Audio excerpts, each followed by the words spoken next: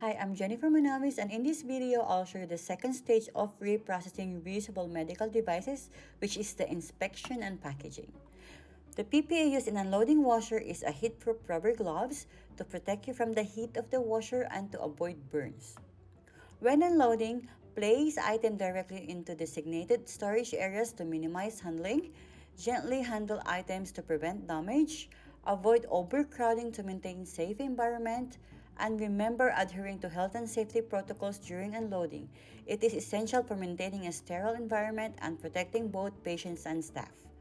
After unloading from the washer, we place in stacker and leave the instrument to cool down and dry. All of our RMDs has a recipe book to minimize errors and to follow each step systematically. Our recipe book serves as a training manual, ensuring that everyone follows the same procedure. We follow these steps in second stage of reprocessing RMDs. Number one is inspection. After the cleaning and decontamination of intraocular instrument, they undergo thorough inspection. We examine each instrument for any signs of damage, contamination, or malfunction. The common aspects checked during inspection includes integrity, ensuring there are no scratches, dents, or defects. It also ensures that each step of the inspection process is consistent and adheres to established standards. Meticulously examine each instrument for any visible signs of damage, contamination, or wear and tear. If rust, cracks, or staining are promptly identified, instruments are set aside for further evaluation or repair. We also check the functionality, verifying that moving parts such as forceps work correctly. Ensure that instruments perform their intended functions.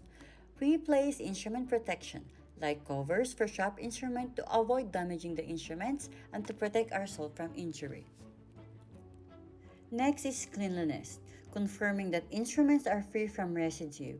We ensure that they are free from debris, stains, or damage. After inspecting all the instruments, we place a biological indicator strips inside the set. Biological indicator strips are essential tools used in sterilization process to verify effectiveness of the sterilization cycle.